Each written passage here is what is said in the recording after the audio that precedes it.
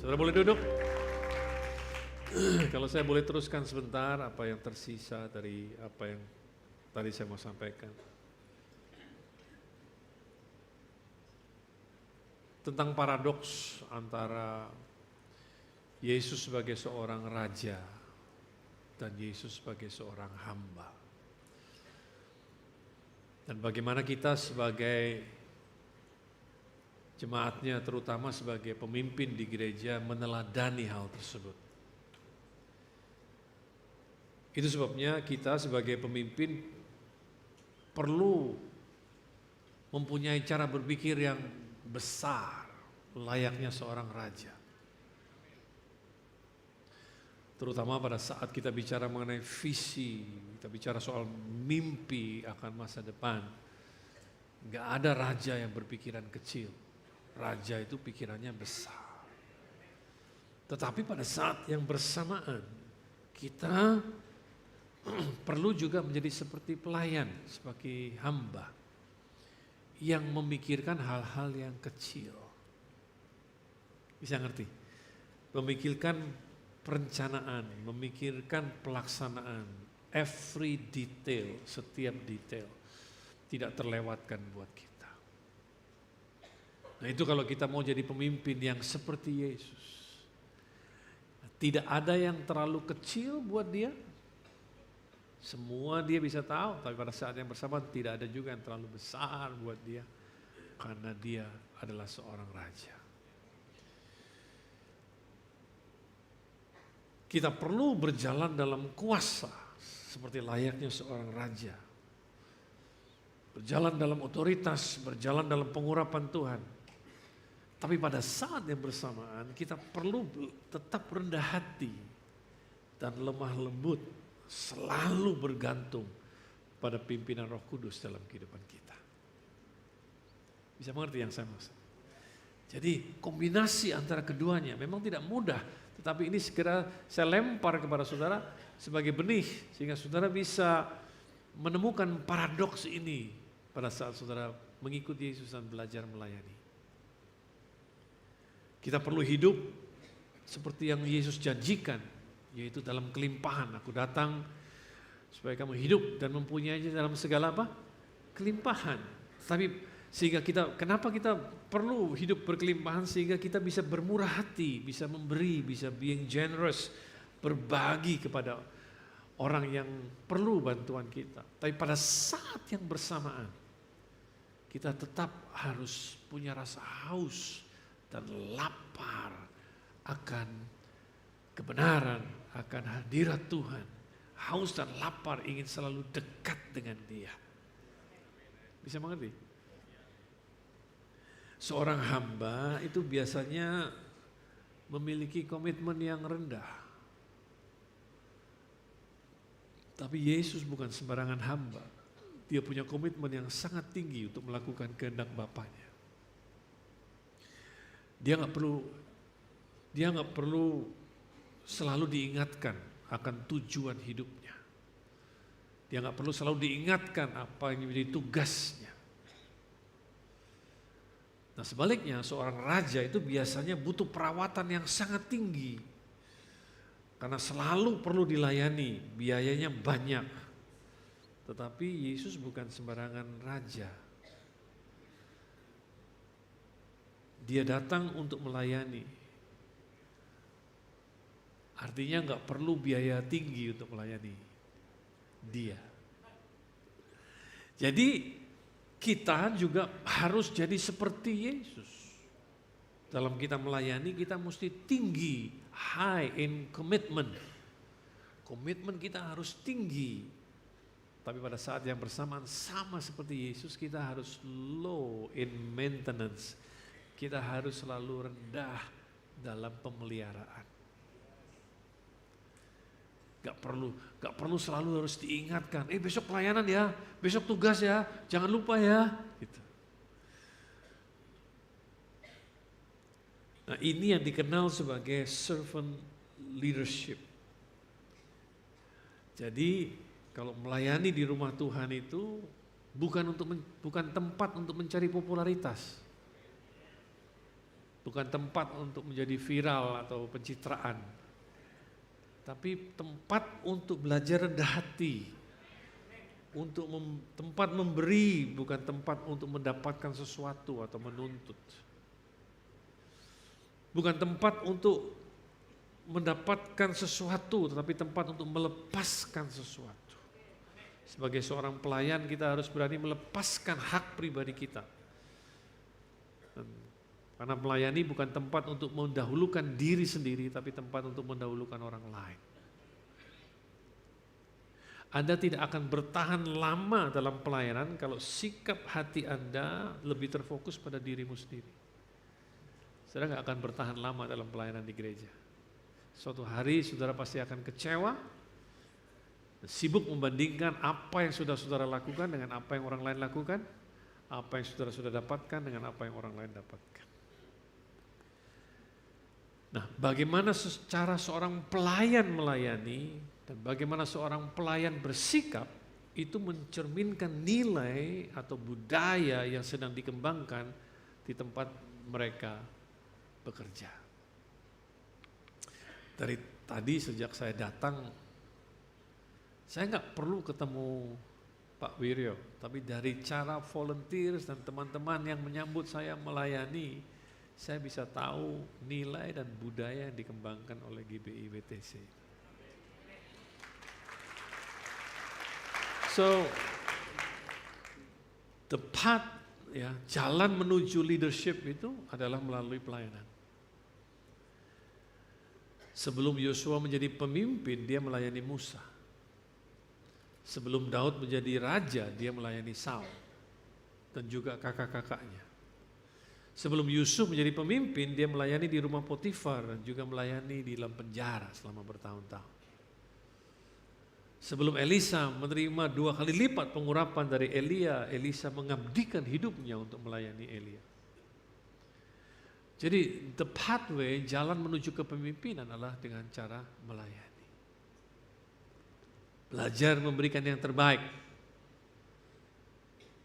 Meskipun cuma sedikit yang ada di tangan kita. Itu kalau mau jadi seperti Yesus. Meskipun cuma punya 5 ketur roti dan 2 ikan, cuma sedikit yang ada di tangan. Tapi itu tidak menghalangi dia untuk bisa memberikan yang terbaik. Bisa ngerti? Kalau mental ini ada di kita, maka kita ini jadi unstoppable. Gak bisa dihentikan. Halo. Jadi saya mau beritahu, gak perlu modal besar untuk mempunyai dampak yang besar. Gak perlu modal besar. Saya selalu bilang, kunci untuk membuka sebuah pintu itu selalu kecil. Saya belum pernah lihat kunci sebesar pintu, belum pernah. Belum pernah. Kemana saya pergi, kalau di dalam maupun di luar negeri, kalau saya lihat pintu yang besar, hampir selalu saya foto. Jadi saya punya koleksi pintu, gambar pintu. Kenapa? Anak saya suka nanya, kenapa Dedi kalau ngelihat pintu selalu mau foto? Jadi kadang-kadang dia bilang, itu nggak difoto sekalian, dia bilang, itu nggak difoto. Sekedar ingin mengingatkan diri saya sendiri bahwa untuk membuka pintu yang besar itu hanya diperlukan kunci yang kecil. Namun sebaliknya kunci yang sama yang saudara pakai untuk membuka pintu adalah kunci yang sama yang saudara pakai untuk menutup pintu. Artinya kalau saudara nggak kerjakan yang kecil itu, kalau saudara nggak percaya pada perkara kecil itu, maka itu akan menutup semua pintu terobosan, pintu mujizat, pintu promosi, pintu berkat dalam hidup saudara, pintu kebahagiaan. Nah, itulah lifestyle atau cara hidup yang perlu kita kembangkan sebagai seorang pemimpin yang melayani atau servant leader. Nah, di session kedua ini saya diberi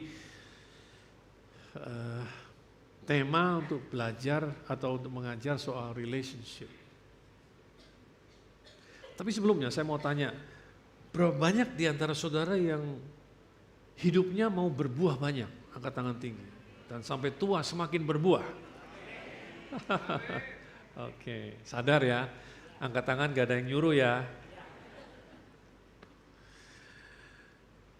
Kalau saudara angkat tangan, maka saya mau kasih tahu berita baik. Kalau saudara hidupnya mau berbuah banyak, maka hidupmu jadi penuh beban. Halo? Jadi jangan ngomel kalau penuh. Masih ada yang mau berbuah banyak? Agak berkurang ya angkat tangan. Betul kan? Coba bayangkan kalau buah itu kalau pohon itu berbuah banyak. Itu kan berat, saudara. Saya itu ada jogging track, tempat lari. Kalau saya biasa seminggu 2-3 kali jogging. Saya menemukan pohon yang sampai dahannya itu turun begini. Karena digandolin buah yang berat-berat. Jadi biasakan dengan beban berat.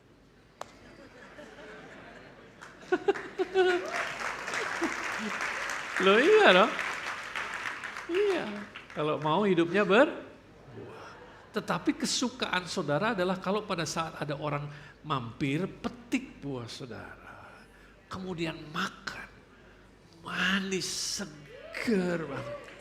Kayak buah-buahnya House of Bread ini yang dihasilkan oleh gereja ini buahnya luar biasa, pisang dan lain sebagainya luar biasa. Pada saat itu dipetik, dia kan jadi enteng ya. Ya kan nggak ada lagi kan, apalagi dipetikin semuanya kan jadi enteng. Tapi pohon yang baik akan bilang apa? Gak masalah, aku akan berbuah lebih banyak lagi. Jadi artinya apa? Dia nggak kapok. Dia terbiasa dengan beban. Karena apa? Karena dari buahnya lah dia dikenal. Kalau nggak ada buahnya, nggak ada yang kenal dia. Gitu, ya. Jadi jangan ngomel kalau hidupnya penuh dengan Oke. Saya dikasih mainan. Bahaya ini.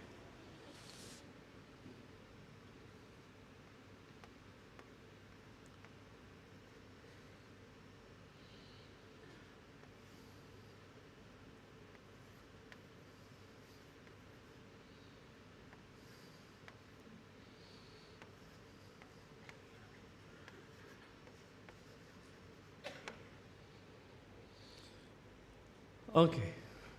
Yesus suatu kali bilang begini dalam Matius 22 ayat 34 sampai 40 dikatakan ketika orang-orang Farisi mendengar bahwa Yesus telah membuat orang-orang Saduki itu bungkam, berkumpullah mereka dan seorang dari mereka, seorang ahli Taurat bertanya untuk mencobai dia.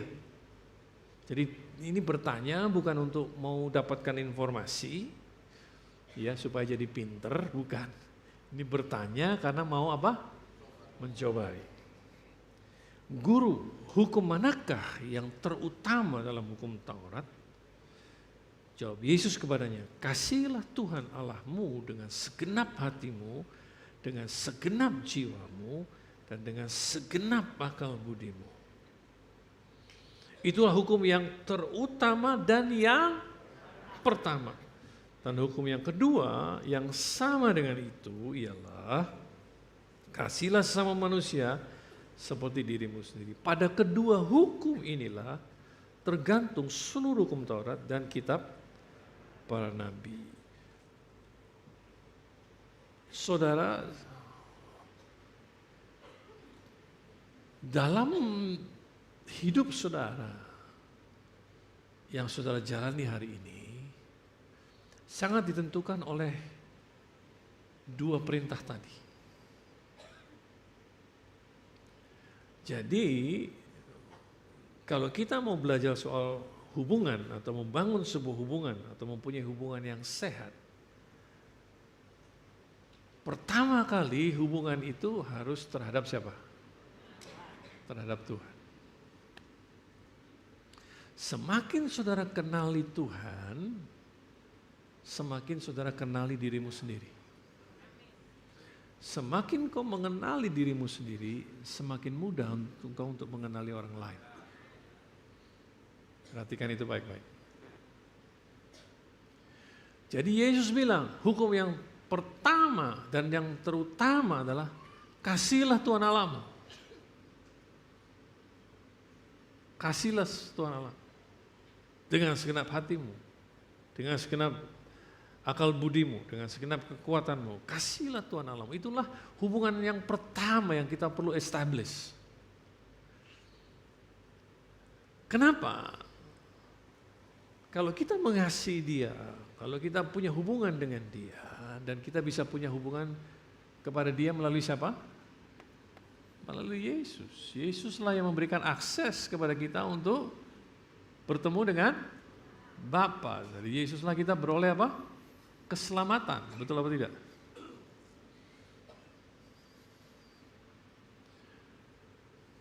Nah, kalau kita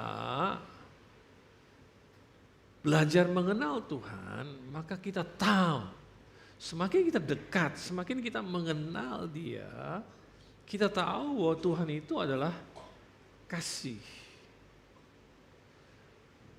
God is love, Tuhan itu adalah kasih.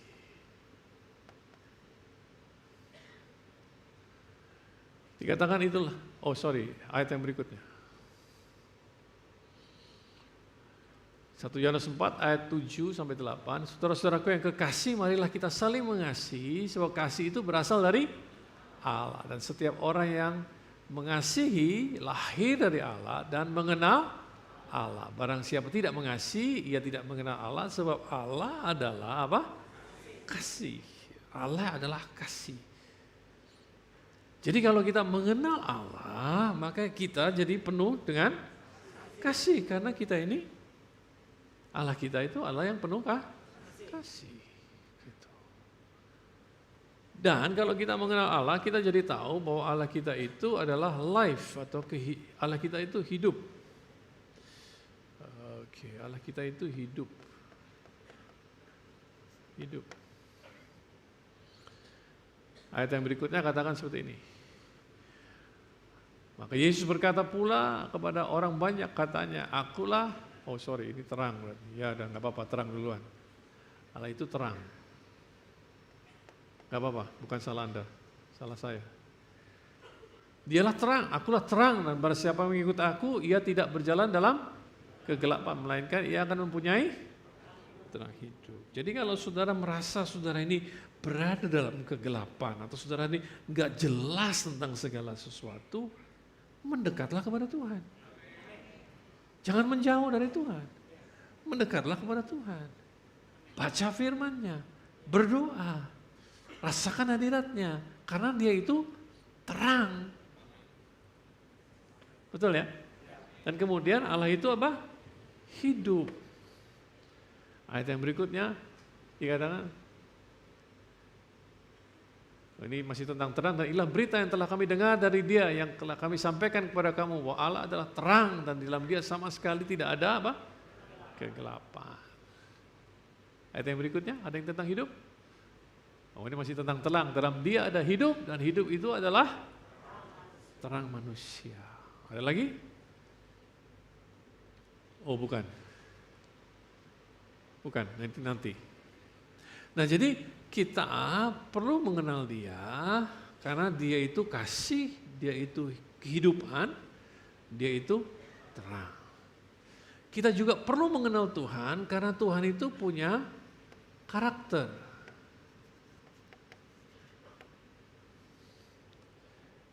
Dia itu punya karakter, punya sifat-sifat,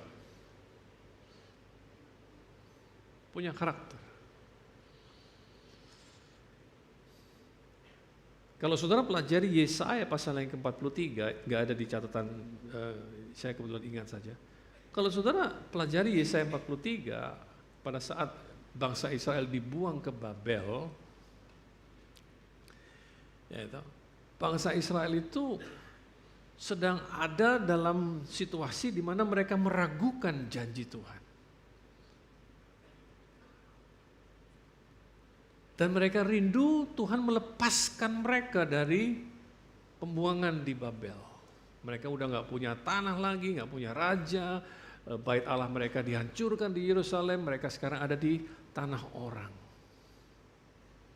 Mereka rindu Tuhan buat hal yang sama seperti apa yang Tuhan pernah buat pada saat nenek moyang mereka ratusan tahun sebelumnya Tuhan bebaskan dari perbudakan di Mesir. Dengan jalan apa? Membelah Laut Merah sehingga mereka terluput dari kejaran tentara Firaun. Dan setelah mereka sampai ke seberang, air kemudian menutup kembali sehingga mati semua para pengejar, tentara penjaga, bala tentara pasukan Firaun. Itu suatu peristiwa yang sangat spektakuler, yang luar biasa hebatnya, sulit untuk dilupakan sehingga turun-temurun diceritakan perbuatan Tuhan tersebut. Nah sekarang hampir 700, kira-kira 700 tahun kemudian mereka ada di pembuangan Babel, mereka kemudian mana Tuhan? Kok nggak seperti yang diceritakan oleh nenek moyangku? Nah, dalam Yesaya 43 kemudian saudara akan menemukan Tuhan ngomong gini, jangan ingat-ingat hal-hal dari yang dahulu, yang datang dari zaman purbakala. Maksudnya apa? Jangan ingat-ingat apa yang aku pernah buat dulu. Sehingga kamu sibuk nengok ke belakang. Sehingga kamu gak tahu apa yang sedang aku buat sekarang. Karena apa yang aku buat sekarang beda dengan apa yang aku buat kemarin. Bisa ngerti ya? Karena sekarang aku ini hendak membuat jalan di padang belantara dan sungai, dia bilang, di padang gurun. Kalau nggak salah begitu ayatnya. Artinya apa? Aku akan mengeluarkan kamu dari masa pembuangan di Babel ini, tetapi bukan dengan cara yang sama. Kalau saudara pelajari, cara yang Tuhan pakai bukan dengan mendatangkan tulah atau membelah lautan merah, tetapi Tuhan memakai raja Persia, namanya Kores. Untuk bukan orang mereka sendiri, bukan orang bangsa mereka sendiri, orang asing yang Tuhan pakai. Di luar pemikiran mereka bahwa Tuhan bisa pakai orang asing dan Tuhan gak perlu izin mereka kan. Tuhan kan bisa pakai siapa saja dan apa saja yang dia mau, betul apa tidak? Di luar pemikiran mereka, Tuhan pakai raja lain untuk membebaskan mereka dengan damai, gak pakai ribut-ribut, kemudian memulangkan mereka ke. Nah itu ayat 43. Tapi kalau saudara ke ayat 46, Tuhan yang sama ngomong begini. Tadi di ayat 43 dia bilang, jangan ingat. Tapi di ayat 46 Tuhan bilang, ingatlah hal-hal yang dari zaman purbakala. Nah bikin bingung gak? Pelin-pelan banget ini, cuman beda 3 pasal. Betul, kalau gak percaya coba aja cek. Makanya kalau dengerin firman Tuhan nyatet, jadi bisa dilihat nanti kalau di rumah, bener gak sih Pastor Jeffrey bilang ini? Cuma beda 3 ayat gitu. Karena di ayat 46 Tuhan bilang, ingatlah hal-hal dari zaman purbakala. Dan ini yang benar yang mana? Disuruh, gak boleh ingat atau disuruh ingat? Nah, makanya mesti ngerti konteksnya. Yang gak boleh diingat-ingat itu adalah apa yang Tuhan buat. Karena Tuhan itu progresif, masih berjalan dari satu kemuliaan kepada kemuliaan yang lebih besar. Lihat Yesus saja buat mujizat gak pernah sama kan?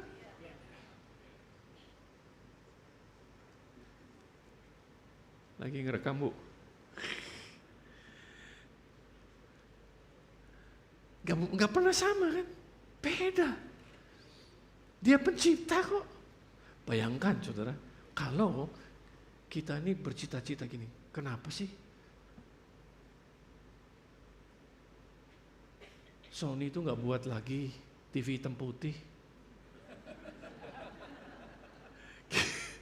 Kira-kira ada nggak ya berpikir, kenapa sih si Sony itu nggak bikin lagi TV hitam putih? Itu kan, iya kan?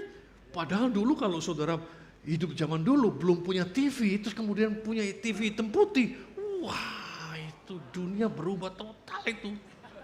Iya kan? Mungkin opa kita pernah cerita, oma kita pernah cerita hidup sebelum TV dan hidup ada TV. Terus kemudian kita ini saking terpesonanya dengan cerita opa dan oma kita bilang, kenapa sih ya sekarang Sony nggak bikin lagi TV analog hitam putih gitu? Yang kalau dinyalain ada semutnya dulu gitu, lama banget. Ya ini zaman sekarang nggak ada begitu-begitu, lama semua itu cuma satu channel. Cuma satu siaran adanya, nggak ada itu gini-gini nggak ada. Kalau mau nyalain kita yang mesti datang, cetek, ya kan? Kalau matiin nggak bisa main pencetannya, kita yang mesti datang, cetek, gitu matiin. Berbahagialah saudara hidup di zaman sekarang. Nah, jadi kita aja nggak ada yang merindukan hal seperti itu. Nah Tuhan juga ngomong, jangan kenapa kamu suruh aku ngerjakan yang dulu? Aku ini sedang buat yang baru. Caranya yang tidak pernah kamu pikirkan, karena aku ini pencipta, aku ini Tuhan. Jadi, jangan tepuk tangan dulu waktu saya habis. Jadi, yang nggak boleh diingat itu tangannya, karena dia bisa buat apa saja dengan cara apa saja, pakai siapa saja. Tapi yang harus diingat itu karakternya. Bahwa dia adalah Tuhan yang baik. Dia Tuhan yang setia.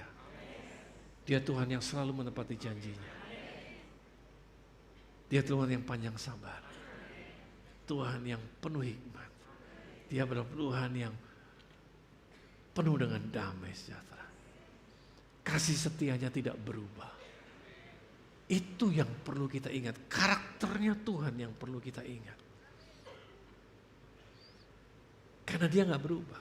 Jadi dia sedang bilang, kamu jangan pernah lupa karakterku, kenali aku. Aku selalu setia. Apa yang kukatakan selalu jadi kenyataan. Aku Tuhan, Alfa dan Omega. Yang awal dan yang akhir.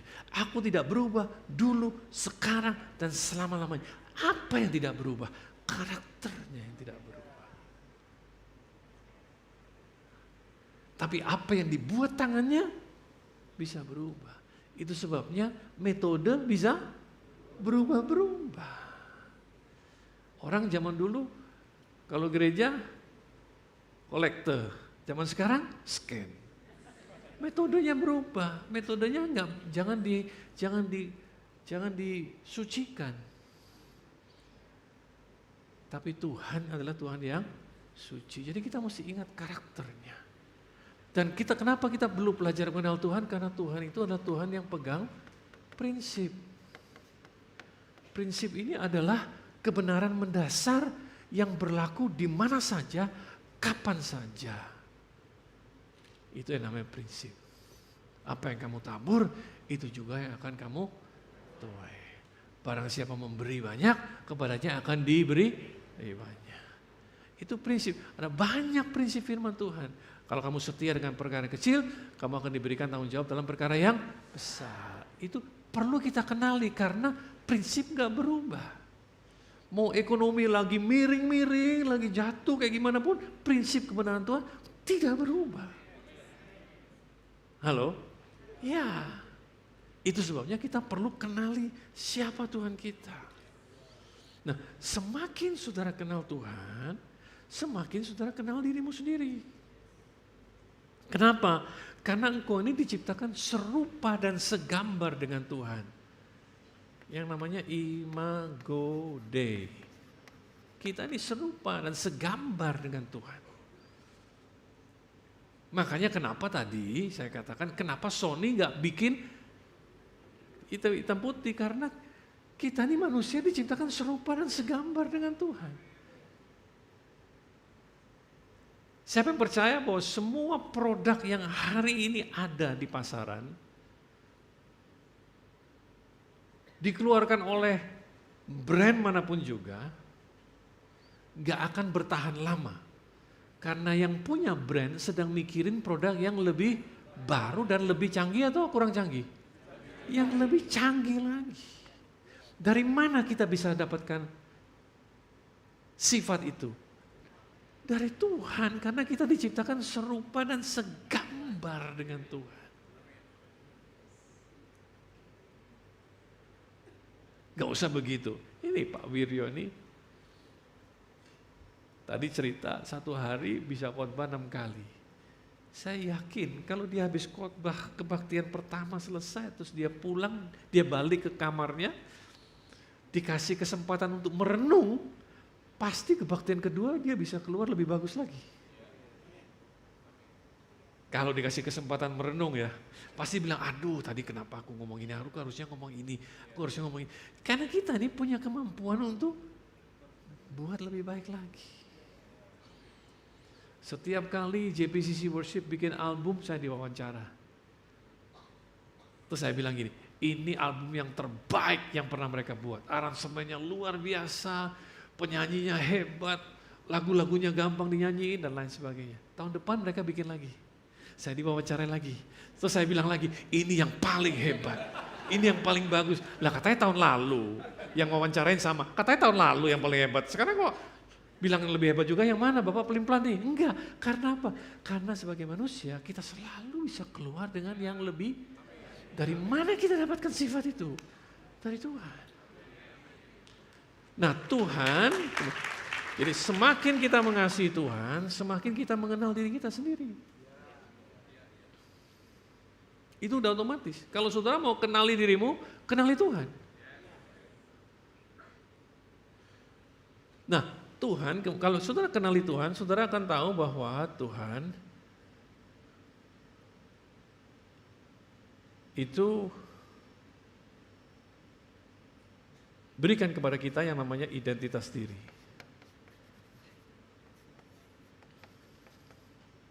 Identitas diri.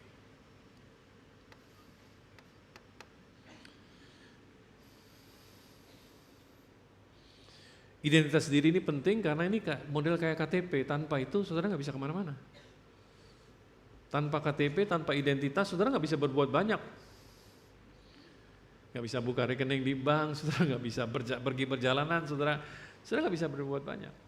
Makanya saudara mesti kenali Tuhan sehingga saudara tahu siapa dirimu dan engkau punya identitas diri yang jelas. Karena dari identitas diri ini engkau punya yang namanya harga diri. Harga diri adalah nilai yang saudara letakkan atas hidupmu sendiri. Semakin kau belajar mengenal Tuhan, semakin kau tahu bahwa Tuhan itu kasih engkau potensi. Tidak ada orang yang lahir begitu saja, setiap orang lahir dengan potensi diri. Jadi kita dikasih identitas, kita ini adalah anak Allah, kita ini ahli waris, umat kepunyaan Allah sendiri. Betul nggak? Kita ini manusia baru, diciptakan dalam Kristus Yesus.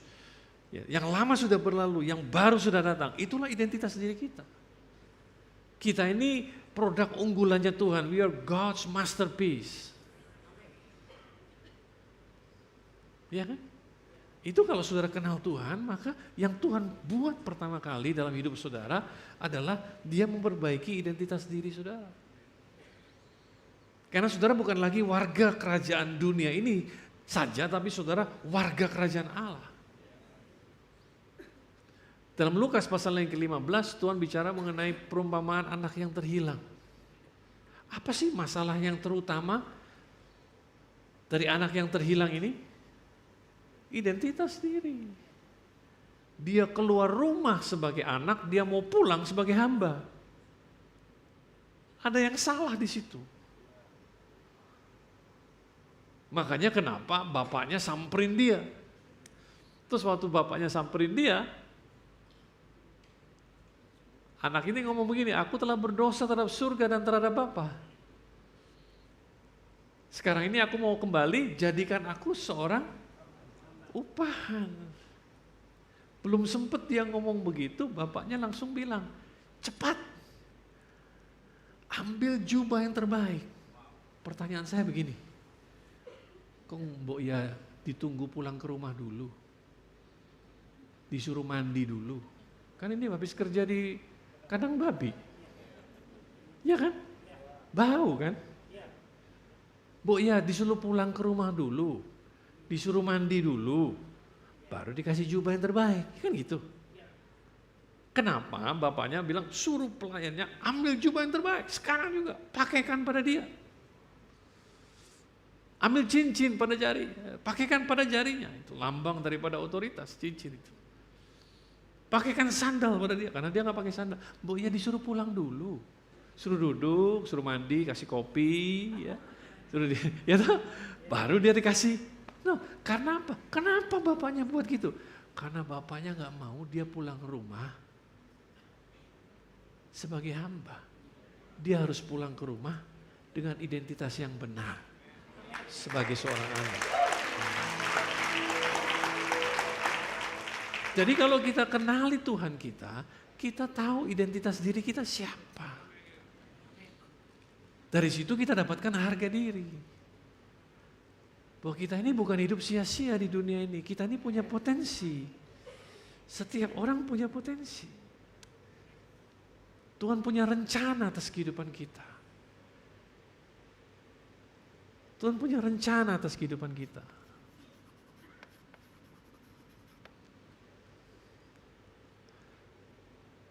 Betul ya? Sebab aku ini mengetahui rancangan-rancangan apa yang ada padaku mengenai kamu. Demikianlah firman Tuhan, yaitu rancangan damai sejahtera, bukan rancangan kecelakaan. Untuk memberikan kepadamu hari depan yang penuh dengan harapan. Nah Tuhan itu kasih kepada setiap orang kekuatan, itu yang disebut dengan potensi. Ulangan pasal yang ke-8 ayat 18 katakan, tapi haruslah engkau ingat kepada Tuhan Allahmu, sebab dialah yang memberikan kepadamu kekuatan untuk memperoleh apa? Kekayaan. Dengan maksud meneguhkan perjanjian yang diikrarkannya dengan sumpah kepada nenek moyangmu seperti sekarang ini. Jadi saya mau tanya, yang Tuhan kasih itu kekuatan atau kekayaan? Kenapa berdoa minta kekayaan? Halo? Kayaknya udah pinter loh ini, gak perlu diajar lagi Pak. Udah jago nih. Hendaklah kamu ingat, haruslah engkau ingat kepada Tuhan Allahmu, dialah yang memberikan kepadamu apa? Kekuatan. Untuk memperoleh. Jadi kekayaan itu hanyalah akibat dari engkau menggunakan kekuatanmu. Kekuatan itu ability atau potensi yang masih terpendam di dalam diri setiap orang, yang harus ditemukan dan dikeluarkan, kemudian diasah. Makanya kalau saudara lihat dari kitab Kejadian, kalau saudara lihat, Tuhan tidak pernah memberikan kepada manusia bahan jadi, yang Tuhan berikan bahan baku. Tuhan gak berikan kepada manusia rumah, kapal, papan tulis, pintu. Tuhan gak berikan kertas, yang Tuhan berikan pohon.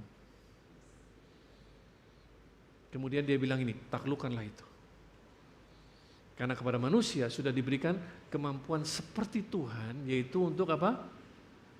Untuk mencipta, untuk berimajinasi.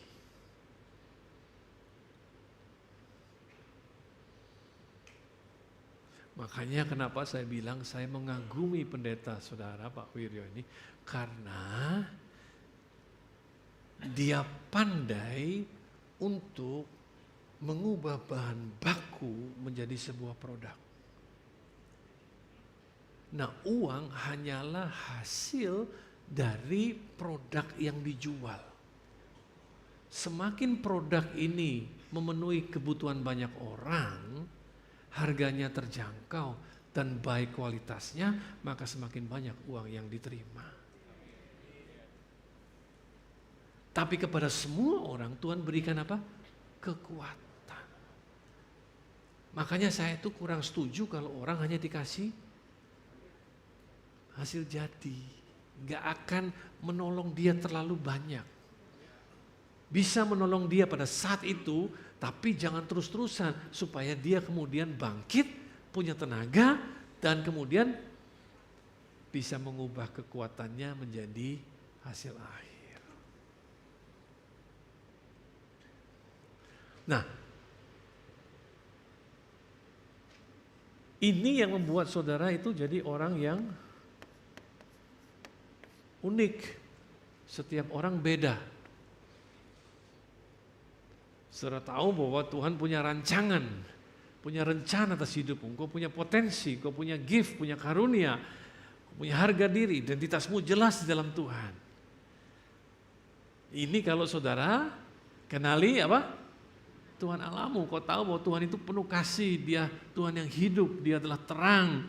Dia punya karakter yang tidak berubah dulu, sekarang, dan selama-lamanya. Tuhan adalah Tuhan yang memberikan kebenaran dalam bentuk prinsip.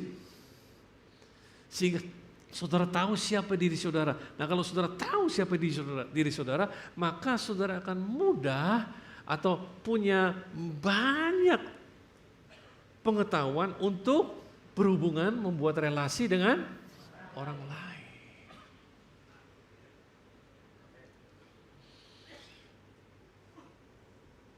Maka saudara apa? Kalau saudara jelas dengan ini semua, maka Tuhan bilang gini, engkau mesti berbuat baik sama orang lain.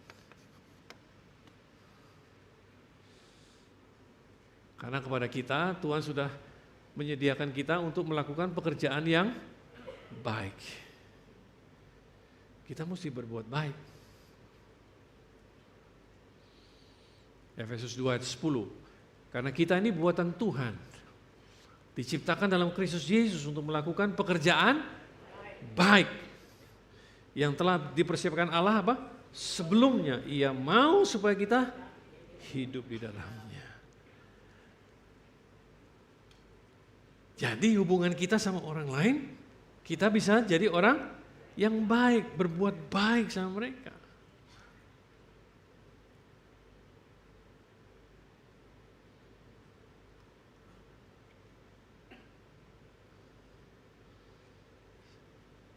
Siapa yang diberkati sampai sekarang?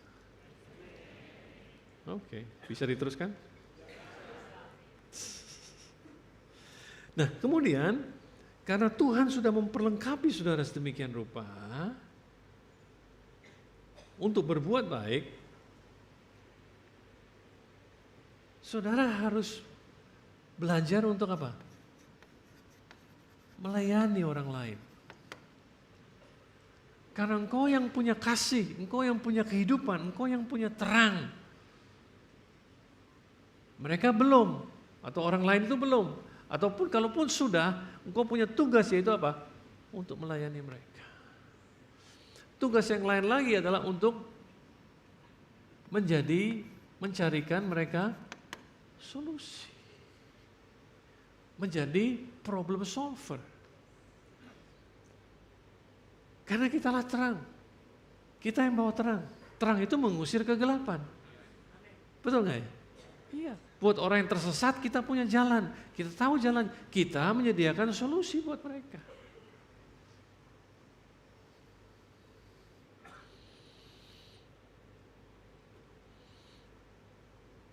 Nah, kemudian ini yang luar biasa.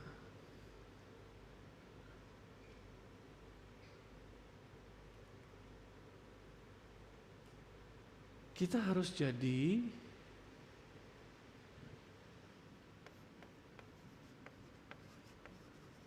teladan. Dalam pernikahan kita, dalam kita berbisnis, dalam kita bekerja, sebagai pegawai, sebagai seorang guru, sebagai seorang petani, sebagai seorang driver, kita harus jadi apa? Teladan. 1 Petrus 5 ayat 2-3 katakan, gembalakanlah kawanan domba yang ada padamu, jangan dengan paksa, tetapi dengan sukarela, sesuai dengan kehendak Allah. Jangan karena mau mencari keuntungan, tetapi dengan pengabdian diri. Janganlah kamu berbuat seolah-olah kamu mau apa? memerintah atas mereka yang dipercayakan kepadamu. Tapi haruslah engkau menjadi apa? Teladan bagi kawanan domba itu. Kata teladan di sini diambil dari bahasa aslinya tipos. Tipos, T-Y-P-O-S, tipos. Ini kata teladan, tipos. Tipos itu artinya tanda yang didapatkan karena saudara dipukul.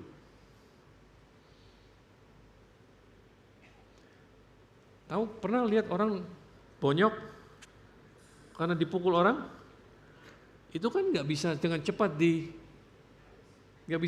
dihapus kan, betul nggak ya? Dan pasti akan menarik perhatian orang.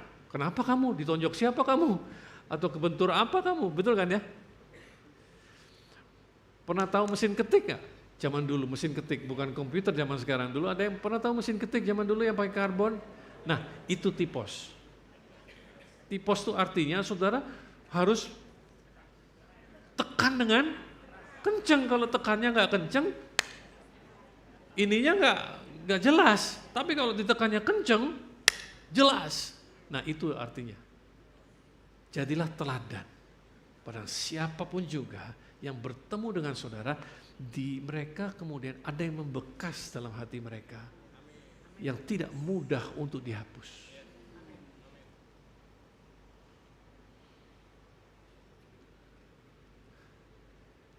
Dan itu pastikan sesuatu yang baik. Nah Tuhan mau kita itu mengembalakan dengan cara seperti itu. Jadilah tipos. Meninggalkan bekas dalam hidup orang yang tidak mudah untuk dihapus. Sejak ketemu dengan saudara, mereka kepikiran terus apa yang saudara omongin. Mereka nggak bisa hapus apa yang mereka lihat. Kok bisa ya pasangan suami istri yang sudah menikah lebih dari 25 tahun masih semesra itu. Kok bisa ya? Nah itu seolah-olah menghantui mereka. Bisa ngerti maksud saya? Meninggalkan bekas dalam hidup mereka. Sedemikian rupa sehingga mereka bilang, aku mau jadi kayak mereka. Atau saudara kerja di sebuah perusahaan, bosnya begitu luar biasa berhikmat, begitu baik, memperhatikan saudara, memperhatikan semua karyawannya. Sehingga waktu saudara kemudian bosnya, umpamanya nih contoh saja, bosnya meninggal, kemudian perusahaannya tutup, saudara harus kerja sama orang lain. Teladan yang saudara dapatkan dari bos itu sulit dihapus dari kehidupan saudara. Dan pada saat saudara kemudian jadi bos sendiri, saudara akan tiru apa yang bos saudara dulu lakukan kepada orang lain. Itu yang dimaksud dengan tipos. Karena saudara sadar bahwa saudara ini adalah terang dan garam buat dunia ini.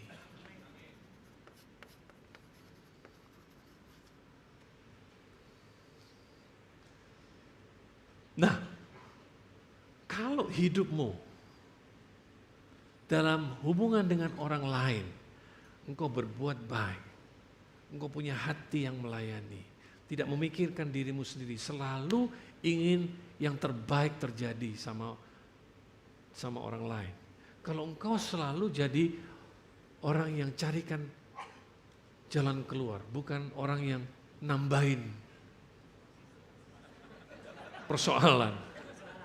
Ya, kalau engkau jadi teladan buat orang itu, engkau kemudian jadi garam dan terang buat mereka, artinya hidupmu mempengaruhi mereka. Maka itu yang disebut dengan memuliakan Bapa.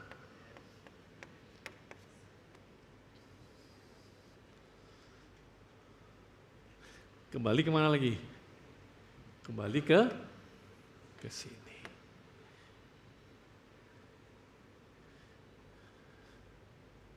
Itu yang disebut dengan memuliakan Bapamu yang di surga. Jadi hubungan yang terutama dalam hidup kita adalah hubungan kita kepada siapa? Kepada Tuhan. Tapi hubungan kita kepada Tuhan tidak akan membuat kita jadi orang yang menyendiri, nggak bisa. Karena Tuhan itu penuh kasih, kasih gak bisa ditahan sendiri. Kasih itu harus dibagikan. Karena Tuhan itu kehidupan. Dia itu terang, terang mengusir kegelapan.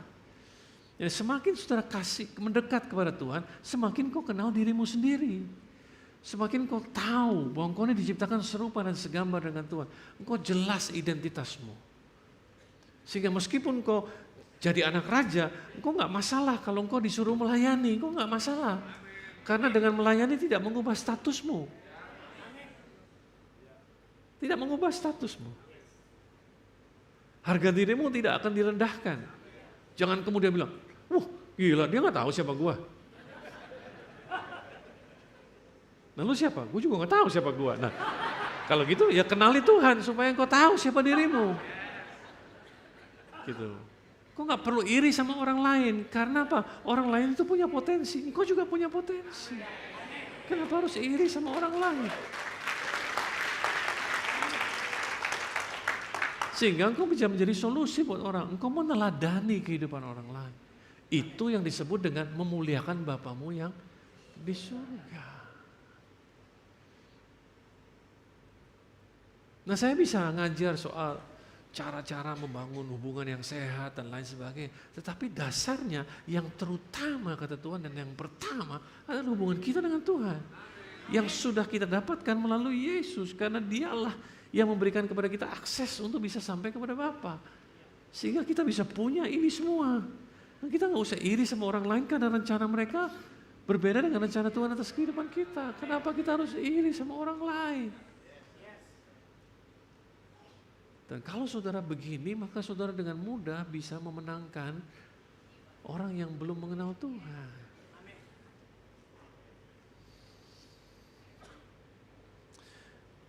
Saya tutup dengan cerita ini. Orangnya sudah meninggal sekarang. Saya kenal beliau waktu beliau umurnya sekitar 40-an. Saya kenal beliau waktu saya melayani di negeri Belanda. Dia yang jemput saya. Kebetulan orang Indonesia. Anaknya 5. Dia besar di Indonesia, menikah, kemudian pindah ke Selandia Baru, New Zealand. Di Selandia Baru kenal Tuhan dan lain sebagainya, punya anak 5. Kemudian Tuhan bicara sama dia untuk pergi ke Belanda. Pindahlah mereka dari Selandia Baru ke Belanda. Nah sampai di Belanda, dia bingung, Tuhan aku disuruh apa? Aku ngapain, umurku sudah 40 lebih, mau kerja kalah sama yang muda-muda. Tapi dia yakin bahwa Tuhan yang suruh dia berpindah ke situ. Dan dia cari Tuhan dalam doanya. Terus Tuhan bicara sama dia entah melalui mimpi, entah apa. Sederhana saja. Besok bikin bakpao. Dia bilang, Tuhan, aku ini bukan jago masak, gak ngerti cara bikin roti. Tapi bangun dia kepikiran untuk bikin bakpao. Jadi dia belajar sama orang, cari tahu bagaimana caranya bikin bakpao. Dia cerita sama saya pertama kali bikin bakpao, Jeffrey gak bisa ngembang, bantet. Gak bisa ngembang, gak bisa dimakan. Lama-lama dia belajar lagi, dia jadi jago bikin bakpao. Nah kalau saudara pernah ke Belanda, saudara tahu hampir di setiap kota besar itu ada warung atau kantin atau restoran Indonesia. Mulailah dia tawarkan bakpaonya untuk dijual di restoran atau di kantin di kota di sekitar dia. Mulai dari 1 toko, 2 toko yang mengambil bakpao dia. Lama-lama dari bakpao dia bikin lemper, dia bikin risoles, dia bikin kroket, dia bikin lumpia, dia bikin yang lain, dia bikin bakcang. Terus gak berapa lama dia jadi referensier makanan-makanan seperti itu ke toko-toko di Indonesia. Toko-toko Indonesia di Belanda.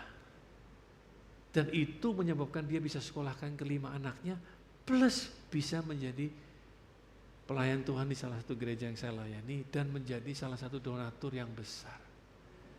Semuanya dimulai dari ide yang sederhana. Tuhan gak kasih hasil akhir, yang Tuhan kasih adalah bahan baku. Plus imajinasi. Karena kita ini menyembah Allah Sang Pencipta. Dan rohnya tinggal di dalam kita. Makanya jadi orang Kristen itu harus penuh dengan ide. Orang itu kalau semakin penuh Roh Kudus, harusnya penuh dengan ide. Saudara mau tahu contoh orang penuh Roh Kudus? Ini, yang pakai kacamata hitam. Betul. Betul. Yang pakai kacamata hitam ini. Penuh dengan Roh Kudus. Kenapa? Karena idenya nggak habis-habis. Nah, jangan cuma amin. Saudara pun punya roh yang sama.